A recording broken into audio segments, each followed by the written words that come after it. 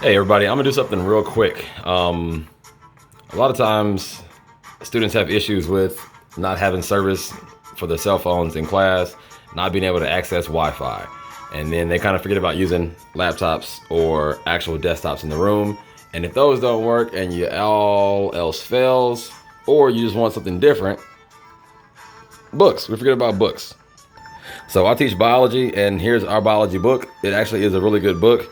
Not that I'm a biology nerd or anything, but I've seen a book that was not as good. This book is pretty thorough, and it breaks down things and kind of chops it up. So I want to show people how to use a book real quick. A lot of us don't use books and don't use them properly because we don't know how to use the book. So I'm gonna break this down quick. Biology. Make sure you know the topic of what you're looking for. If it's a biology topic, there you go. You got a biology book. All right. So let's say we are looking for a word we do not know. A word. Let's say I'm not sure. Let's think about all right, we're in ecology right now. Let's take the word habitat. Habitat. Habitat. Habitat. All right, we don't know what that word means. How can we figure it out? Google's not working. Grab a book.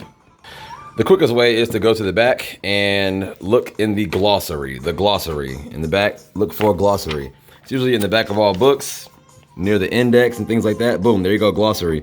Has pretty much all the basic definitions of the main words, the main topics that are in the actual book. So just like a dictionary, look under H. All right, flip to the page that has H's. There goes H right there. Hopefully you can see it. I'll zoom on in. Matter of fact, look at it. Oh my goodness, the first word is habitat. I gotta use my magnifier because I can't see. So it gives you a definition. It says habitat. Habitat, ooh, it's hard for me to see. I gotta pause it and zoom in, hold on. All right, so the definition in the glossary says habitat, combined biotic and abiotic factors found in the area where an organism lives.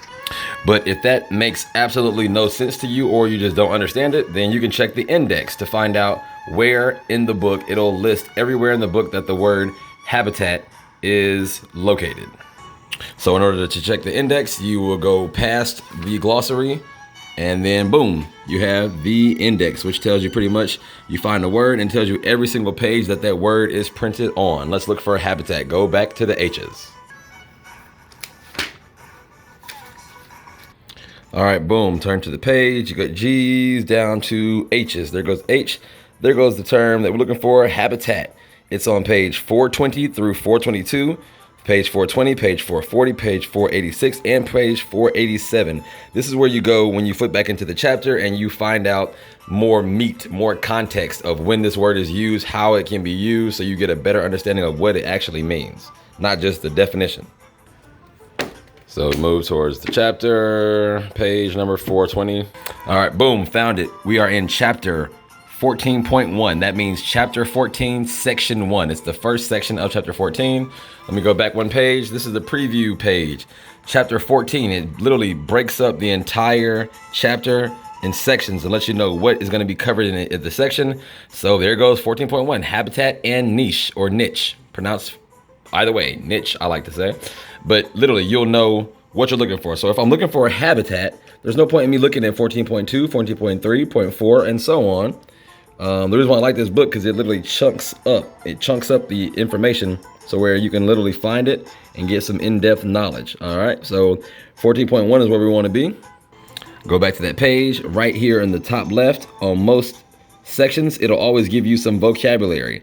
That's the vocabulary that you're going to need for that section. Let me zoom in some. There we go. Habitat, ecological niche, competitive exclusion, ecological equivalent. So those are some key terms that you're going to need for the information that's in here. But again, I told you, if you look in the chapter, you can find a more in-depth definition and some context to the term habitat. A habitat differs from a niche. So there are two different things.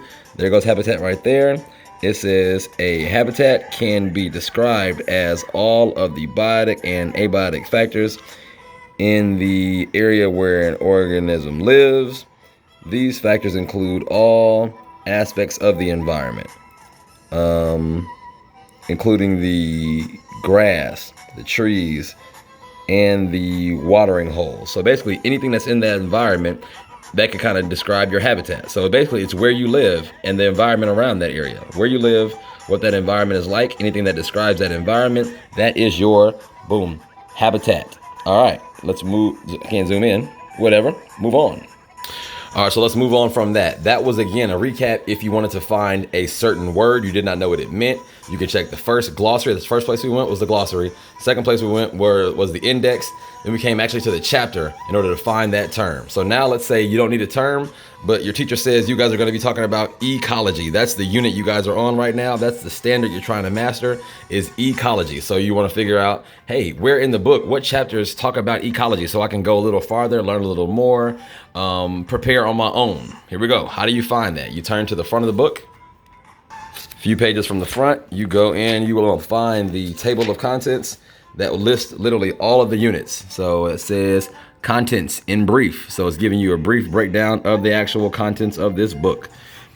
All right, unit 1, introducing or the introductory to biology. The unit 2, cells, blah, blah, blah, blah, blah. We're looking for ecology. Boom, there we go. Ecology is unit 5.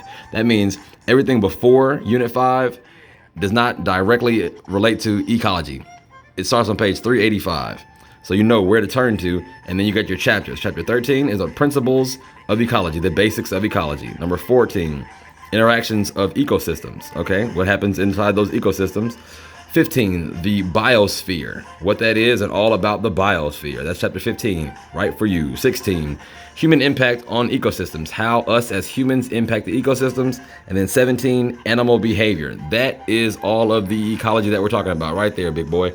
So you literally just turn to that page or go to that chapter, and then you can find what you're specifically talking about.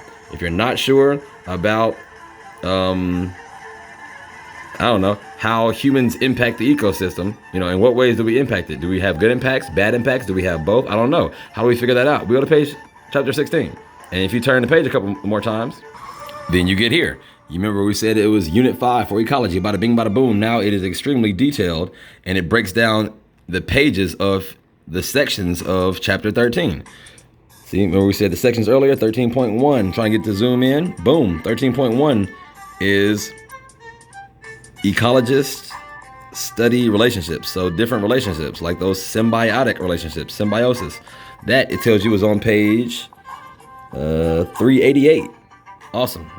So if you're looking for mutualism, commensalism, parasitism, predation, any of those things, that's where you go.